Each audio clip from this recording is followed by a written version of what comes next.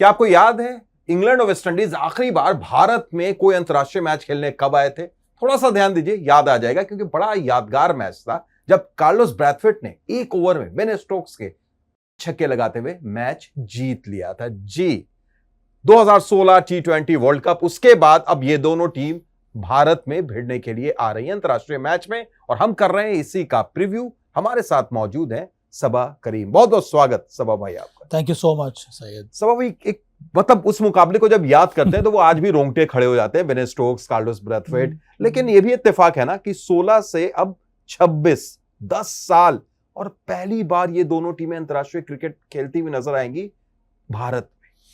क्योंकि फॉर्चून्स में बहुत ज़्यादा परिवर्तन हमें देखने को मिला है। सैयद, वेस्ट इंडीज़ की एक समय ये हालत हो रही थी कि उनके लिए क्वालिफाई करना बड़ा मुश्किल हो रहा था।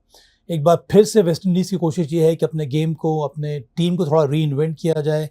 कई उनके जो सो कॉल लेजेंडरी T20I स्पेशलिस्ट थे, उन्होंने अलविदा कह दिया है, तो उन्होंने एक नई टीम बनाई है। उसमें हम कई सारे चेंजेस देख रहे हैं, कॉम्बिनेशन में भी, वो कॉम्पोजिशन में भी, बैटिंग ऑर्डर में भी। इसलिए इतना साल लगा है। 2016 का वो मैच भी मुझे याद है, ईडन गार्डन्स में वो फाइनल मुकाबला हुआ था, मैं मैदान पे मौजूद था।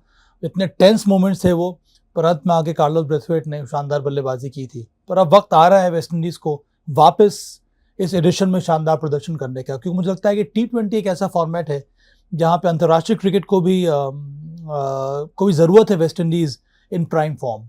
बिल्कुल, इसमें कोई शक नहीं है। और अगर आप देखिए अभी तक जो मुकाबले हुए, दोनों टीम ने एक एक मैच इस वर्ल्ड कप में खेले हैं और कंट्रास्टिंग रहा है। एक तरफ वेस्ट इंडीज ने एक तरफा मुकाबले में स्कॉटलैंड को शिकस्त दी, दूसरी तरफ इंग्लैंड बाल बाल बचे हैं। तो ये चीज दिमाग में रहेगी इंग्लैंड की जब उतरेंगे वानखेड़े पर। वो कोशिश तो यही करें कि ये बात उनको दिमाग में ना आए, पर अच्छा ये रहता है, बड़ी टीम यही करती है ना, कि उनके लिए कई सारे टेक अवेज होते हैं जीत के बाद भी। और उस मुकाबले में जो अंत में इंग्लैंड ने जीता, उसमें से कई सारे टेक अवेज होंगे। सबसे बड़ा टेक अवे ये था कि उनकी गेंदबाजी में कोई भी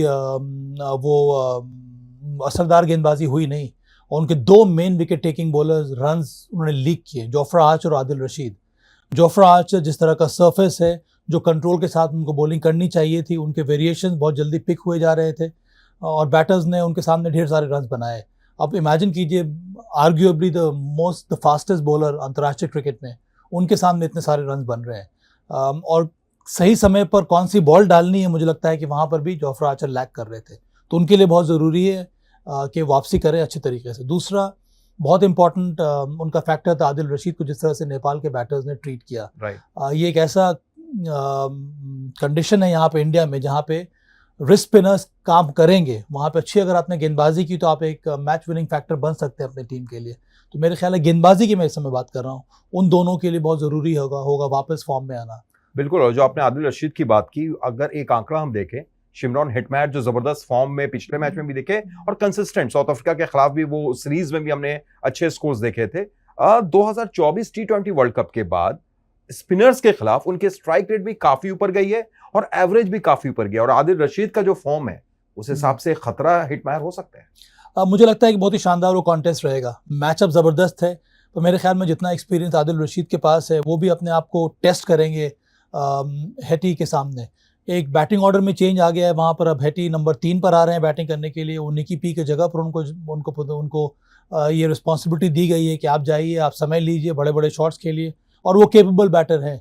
पिछले मैच में उन्होंने बहुत ही अच्छी बल्लेबाजी की थी, उनके पास ज़्यादा वक्त था नहीं सेटल होने का। मुझे लगता है एक दिन पहले ही वो दक्षिण अफ्रीका से पहुँचे थे, पर वो एक बहुत ही की बैटल होगा उस मुकाबले में। और कोई चेंज, जैसा आपने फास्ट बॉलर की तरफ कहा, लीक वुड और जोफ्रा आर्चर वहां पर मौजूद हैं, साथ ही साथ स्क्वाड की अगर बात करें तो टंग भी है एक फास्ट बॉलर, तो क्या टंग की तरफ जा सकते हैं कहीं? एक मैच के बाद ये चेंज मैं एक्सपेक्ट नहीं कर रहा हूँ, क्योंकि जोफ्रा आर्चर अंत में बहुत ही शानदार वो गेंदबाज हैं।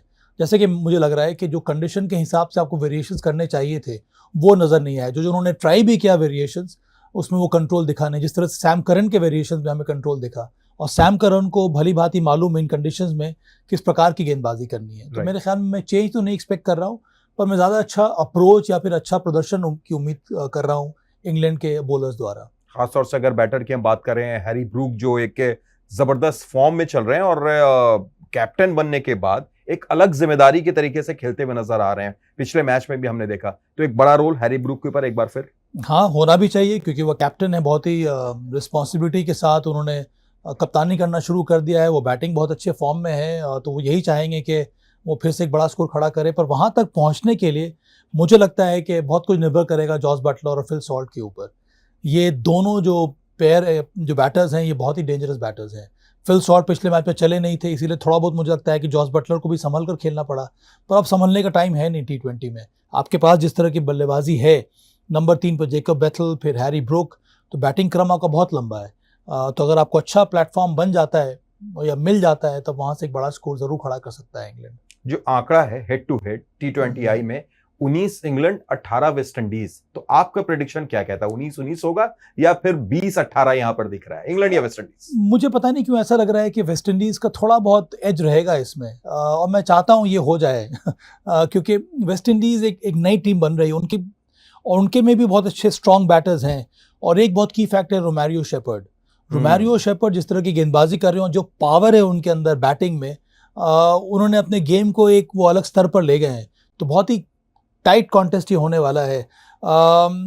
अंत में मेरे ख्याल में वो बहुत बड़ा फैक्टर रहेगा कि वेस्ट इंडीज़ की बैटिंग लाइनअप कितना रन बनाती है या फिर किस तरह से खेलती है इंग्लिश बॉलिंग अटैक को, क्योंकि उनके लिए बहुत ज़रूरी होगा कि आप पहले से ही धावा बोल दें, एग्रेसिव बल्लेबाजी करें, वहीं पर फायदा मिलने वाला है वेस्ट इंडीज़ को।